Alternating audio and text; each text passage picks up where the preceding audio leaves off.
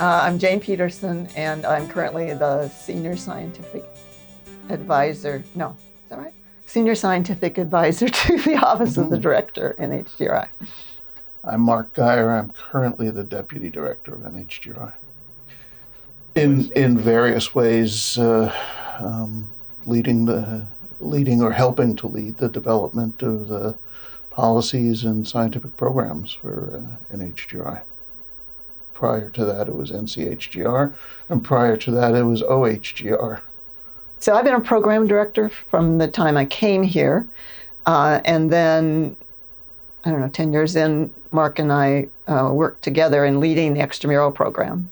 And I've done a lot of leading and initiating projects, common funds, after the Human Genome.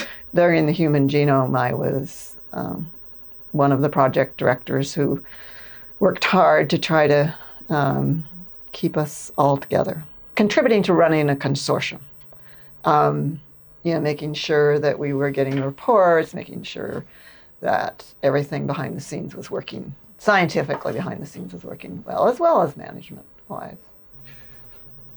I got involved in 1988, I think, after the National Academy study had started.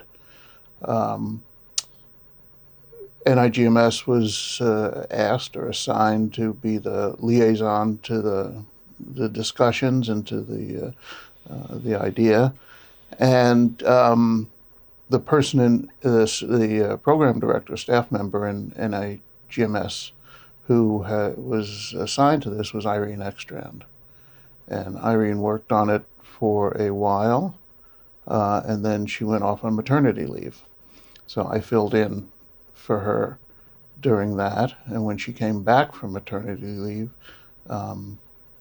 she took over again, and then shortly after that, she was detailed up to DOE to help their genome program get started and get organized administratively, and so I stepped back in. So, that was mostly keeping up, writing documents and things like that. There was, I guess, the biggest issue at the time about genomics was, or human genome, an incipient human genome project, was how much money it would take away from NIGMS rather. Well, and I thought you were going where, when you said it wasn't the Human Genome Project, there was a big fight over whether the name human should be in the project name at all, especially coming from GM.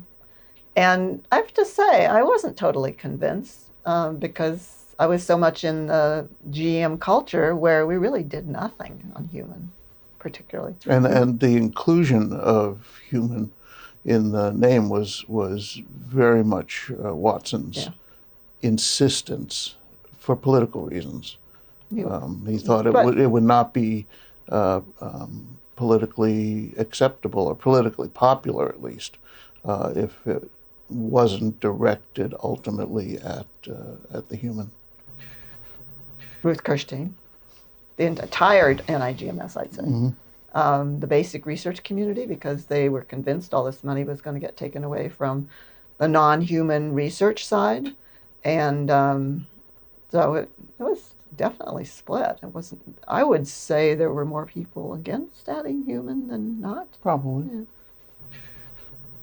Yeah. I think you'd have to ask NIGMS that, because we left soon enough that I don't know how it impacted their R01 loads. I think they've gotten generous increases just like the rest of NIH did up until 5 years ago or so.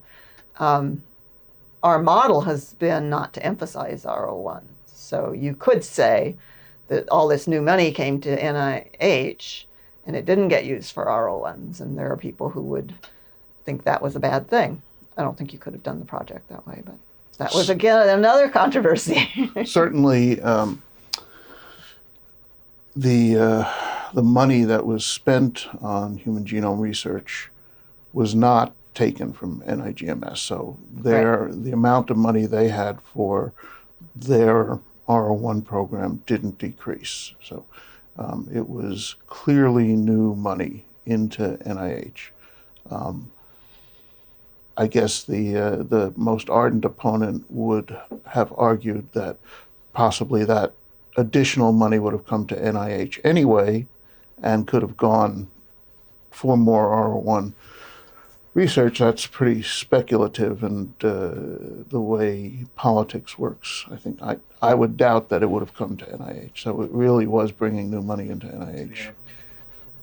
No, Ruth was in charge. I mean, Ruth was a good soldier. I mean, she did what NIH asked of her.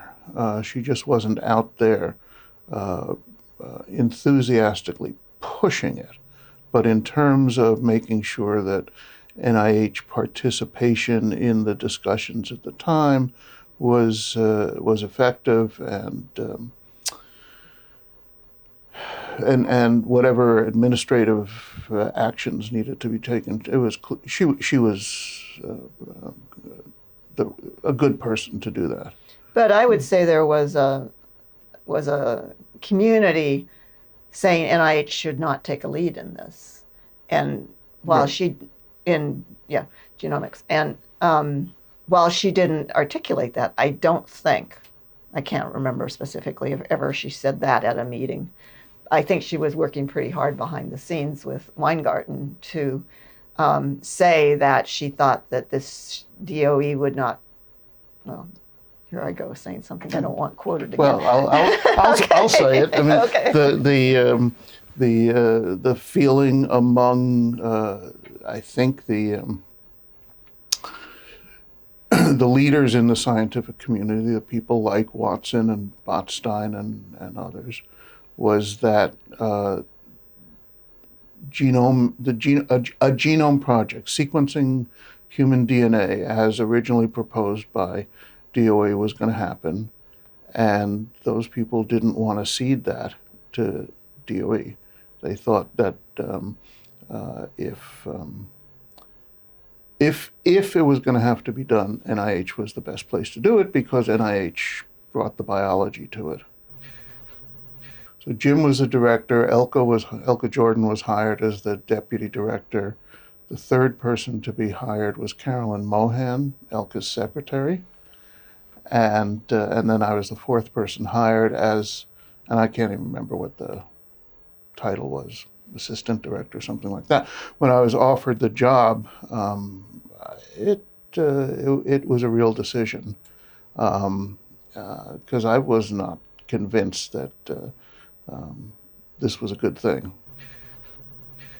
A lot of the same doubts is being expressed in the community that could it be done? Would it be useful if it were done? And is it going to be worth the money? The two reasons I talked to a lot of people, the two reasons I ended up taking the job was, first of all, I heard who some of the other candidates were.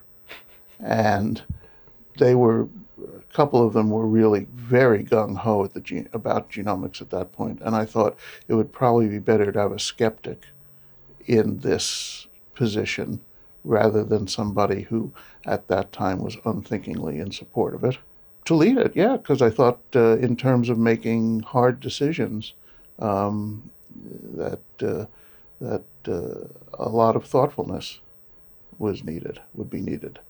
So there was a great fear that people were going to go into this mindlessly and just line up all the sequencing machines. There weren't even sequencing machines. Well, once the first, yes, there were. Yes, there was a really bad one. Craig had a couple. There were a couple on campus. And, they calculated the number of years and the number of machines and all that kind of stuff. And there was concern we weren't even going to map the genome.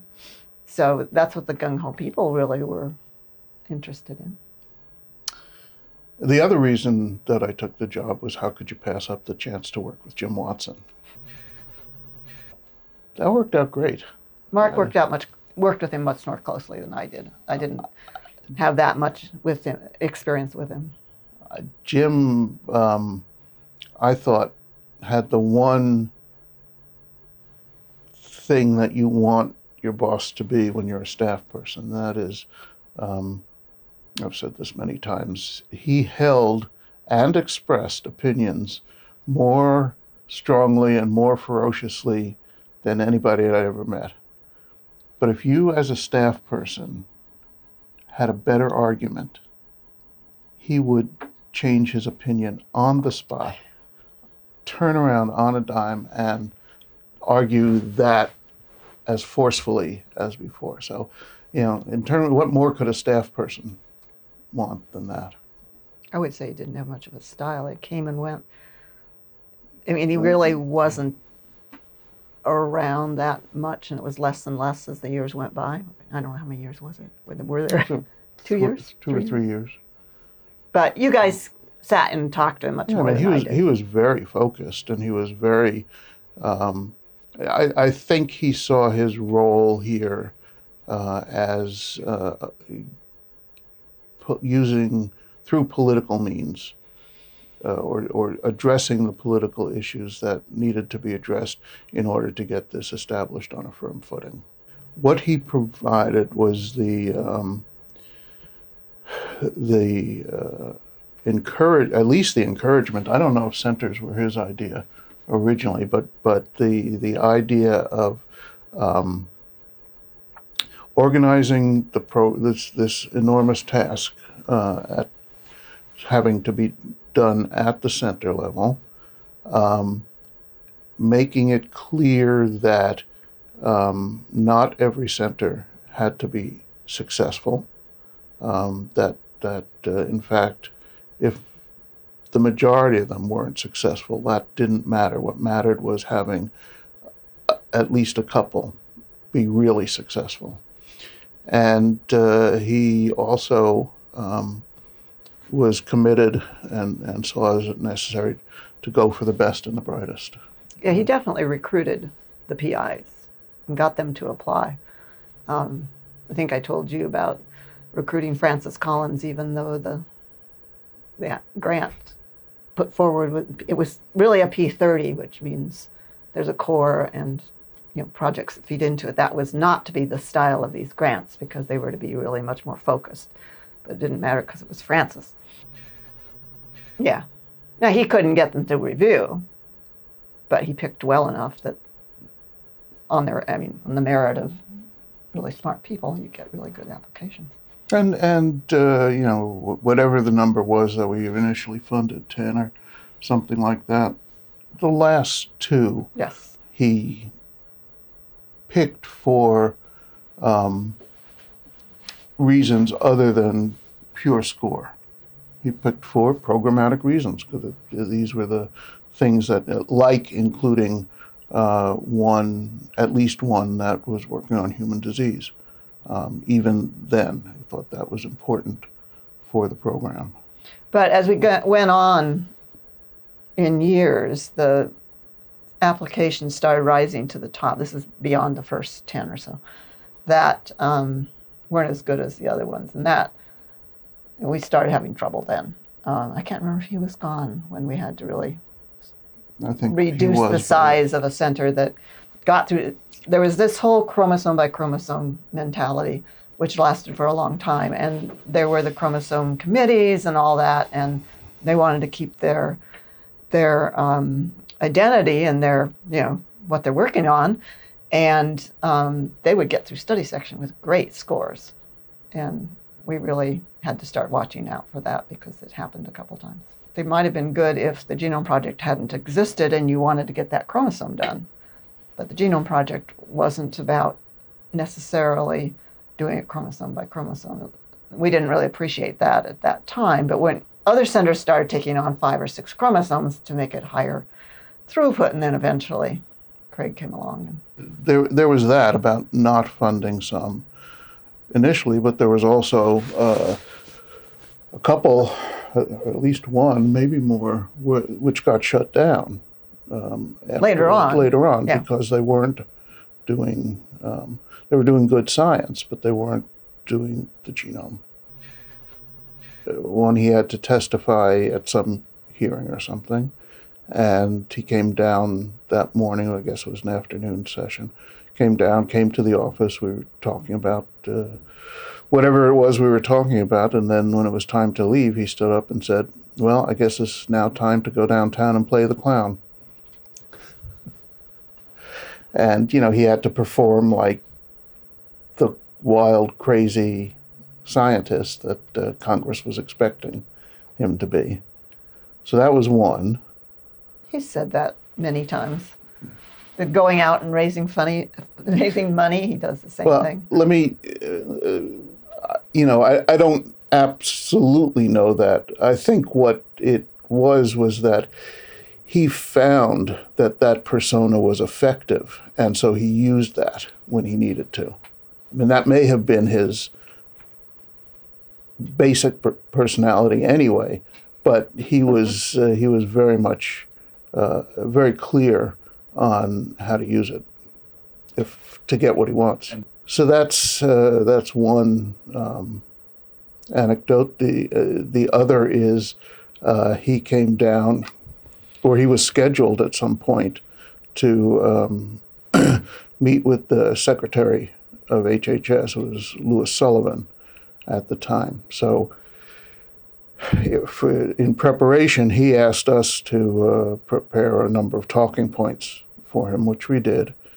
And shortly after we finished that, we got a request from the secretary's office asking us to prepare talking points for the secretary to talk to Dr. Watson with.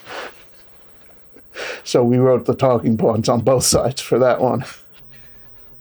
We were a couple of years into this already by the time you started talking with Craig.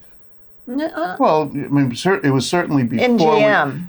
Certainly a couple of years in GM, and then it wasn't really until we started talking about incipient sequencing. Yeah. That. But I had the Fred Blattner grant, and we were interested in what these new machines could do, and I can remember actually walking over to the convent where we had a big sequencing meeting. We also had a big sequencing meeting that we worked with him out at Wolf Trap. And I would say that the relationship was pretty collegial. He invited us in to come see them working, machines going. He didn't have very many. I know that it was a big deal when he got it, and I think there was one other on campus somewhere. But, it really, and I met Claire.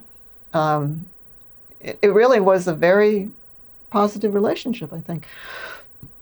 So, and he was probably part of the reason that intramural could apply. Is that right? Probably. Yeah. But so I don't think at the beginning he necessarily had big aspirations to become the human sequence guru. I think he wanted to be part of it. He wanted to be part of it, yeah. Part of it. But he was one of the people arguing for lining up the machines. Not that generation necessarily, maybe the next one. I think it changed when he applied for a grant. And his first application wasn't successful. Did he come in with Caskey first? Oh, gosh. I don't remember that. I don't remember the specifics, but I believe he applied a couple of times, wasn't successful. Now, was this intramural? Yes. Well, no, I don't know. I think he could. No, no, I don't remember. I think it was he'd gone to what was first, Tiger? Tiger. Yeah, I think it was at Tiger, and then the one that he got shot down on, which we can't discuss, really caused a big blow up. But maybe he was mad at us by then already. No, I think the application that caused it was his application to sequence Mycobacterium, to do the whole genome sequencing of that organism. And he has the summary statement posted. Used to have it posted in his office anyway. Yeah, I think I kept a copy of the summary statement also. Oh. She ran the place, and she was the power behind the throne. Yeah.